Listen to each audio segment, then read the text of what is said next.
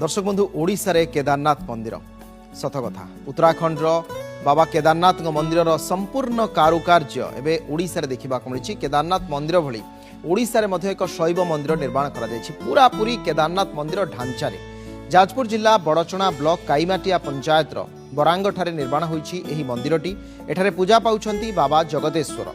प्रभु जगदेश्वरंकर जो मंदिरर मुखशाला यह अत्यंत आकर्षणीय होईछि। विभिन्न स्थानरू पर्यटकंकर एठारे खूब भिड़ जमुछि। रीतिनीति रे एठारे पूजा अर्चना करा जाउछि।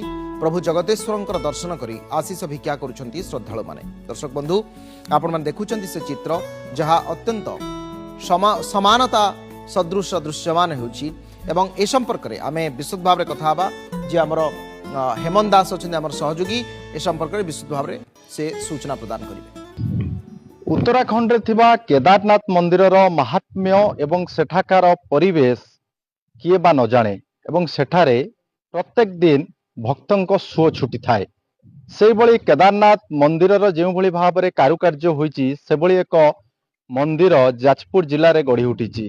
विशेषकर जाजपुर जिला बड़चणा ब्लॉक रो काईमाटिया पंचायत बरांग ठारे थिबा एई द्वितीय जेमती कुआ जाउची जे काईमाटिया मंदिर जो काईमाटिया पंचायत रे ए भली भाव रे केदारनाथ मंदिर जो भली भाव रे कारुकार्य होईची से भली भाव रे ए मंदिर कारुकार्य करा जायची। या विशेषकर जगतेश्वर महादेव को एठारे पूजा करा जाउची एवं विशेषकर ए मंदिर ए किछि दिन हबो एठारे ए मंदिर प्रतिष्ठा करा जायतिला एवं ए मंदिर को पाखापाखि राज्यर विभिन्न कोण अनुकोणरू एठारे भक्तों सुओ छुटुची। कहीं ना ये जो भली भाव में यार कारुकार्य करा जायछि आपण देखिले भी आश्चर्य लागिबो जे प्रकृत रे जे जो भली भाव में आपण केदारनाथ रे जो भली भाव में मंदिर रो कारुकार्य देखिबे पाखापाखि सेही भली कारुकार्य करिया पई प्रचेष्टा करा जायछि एवं सेही भली कार्यक्रम मते करा जायछि। स्थानीय अंचल रे अछंती बहु विद्याजीवी अछंती महिला माने अछंती सेमानकर प्रतिक्रिया नेबा। आज्ञा ए मंदिर केबेटू हेलाणी एवं प्रकृत रे कोन पई ए जो कार्यक्रम करा जायछि?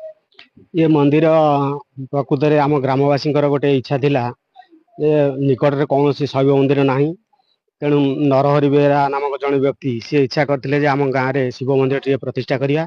से 1996 मसीह शुभ देते किंतु कौन कार्यवशतः मंदिर संपूर्ण हो पार ना।